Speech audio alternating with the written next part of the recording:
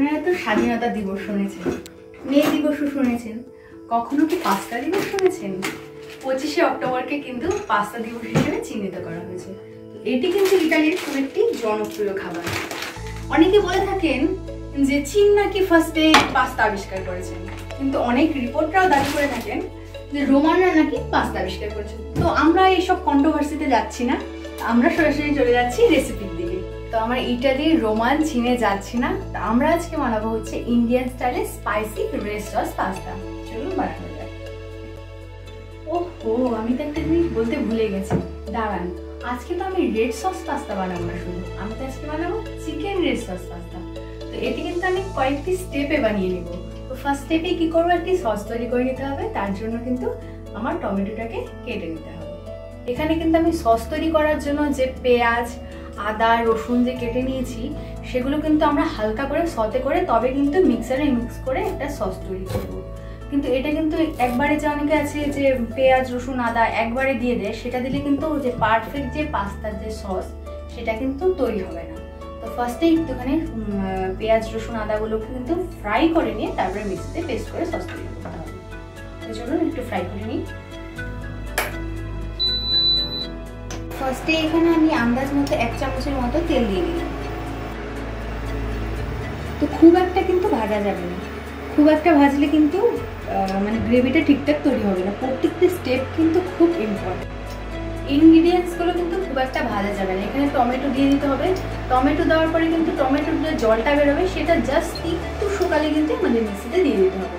তো খুব কিন্তু আমরা ভাজবো না। এখানে টমেটো, পেঁয়াজ, আদা, রসুনের যে মিক্সিংটা করে রেখেছি সেটা এবার কিন্তু আমি মিক্সার গ্রাইন্ডারে দিয়ে পেস্ট করে নেব।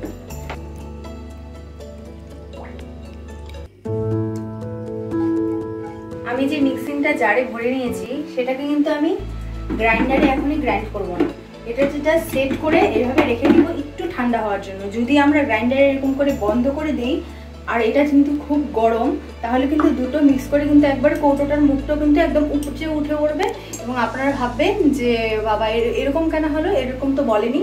এটা কিন্তু আমি বলে দিচ্ছি যে আপনারা কিন্তু অবশ্যই একটু ঠান্ডা করে তারপরে মিক্স করে নেবেন। কিন্তু আমি কিন্তু ঠান্ডা করে নিচ্ছি, মুখটা কিন্তু পরে আমি বন্ধ করব।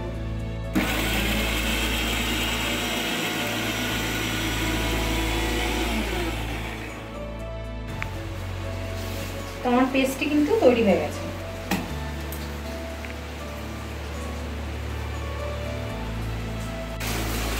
আমি এখানে পাস্তাটাকে সেদ্ধ করার জন্য জল দিয়ে দিলাম। তো পাস্তাটাকে সেদ্ধ করার জন্য কিন্তু একটা ট্রিক রয়েছে।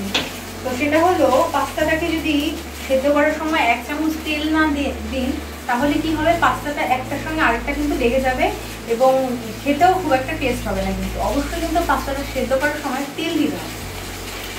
তো আমি এখানে পাস্তাটাকে একটু ধীরে দিচ্ছি। আমি কিন্তু 1 চামচের মতো আন্দাজ করে তেল দিয়ে দিলাম, 1 চামচের মতো নুন দিয়ে দিলাম।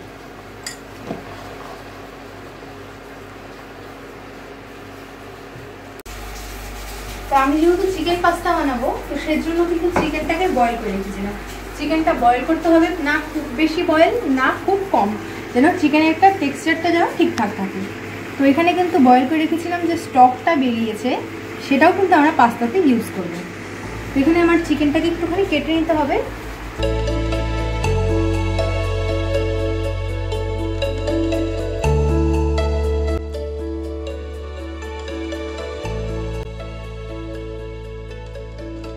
তো এবার পাস্তাটাকে কিন্তু আমি একটি স্ট্রেনারে ছেঁকে নেব।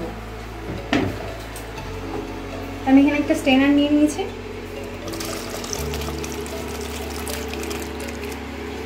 তো স্ট্রেনারে ছেঁকে নিয়ে কিন্তু আবারও আমি 1 চামচ তেল দিয়ে ভালো করে পাস্তাটাকে মাখিয়ে নেব। তাহলে ওই একই ব্যাপার, আবারও লেগে লেগে যাবে না পাস্তাটা।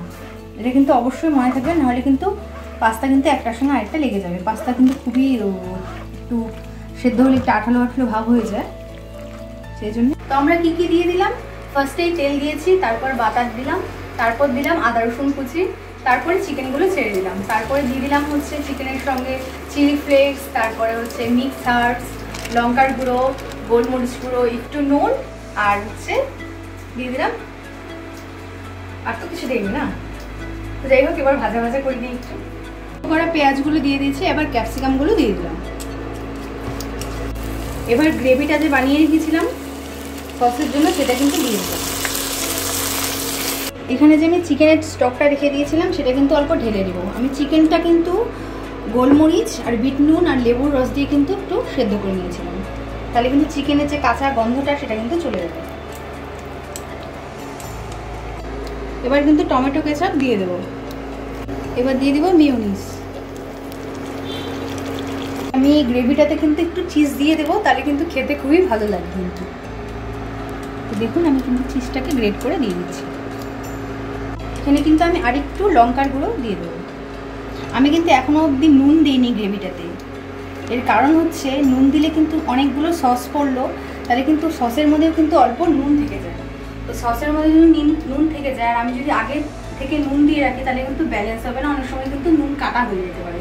তো সেই জন্য আমি সসগুলো দিয়ে দিয়েছি। এবার একটু টেস্ট করে দেখবো যে কতটা নুন লাগবে, সেই অনুযায়ী নুন দেবো। যা বোঝা যাচ্ছে 1 চামচের মতো নুন লাগবে, তো 1 চামচের মতো নুন দিয়ে দিতে হবে। ফার্স্টে একটু হাতটা ধুয়ে নিই। এবার 1 চামচের মতো নুন দিয়ে দেবো।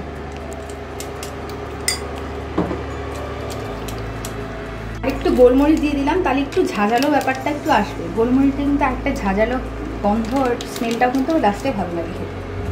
এবার কিন্তু পাস্তাগুলো ঢেলে নেবো।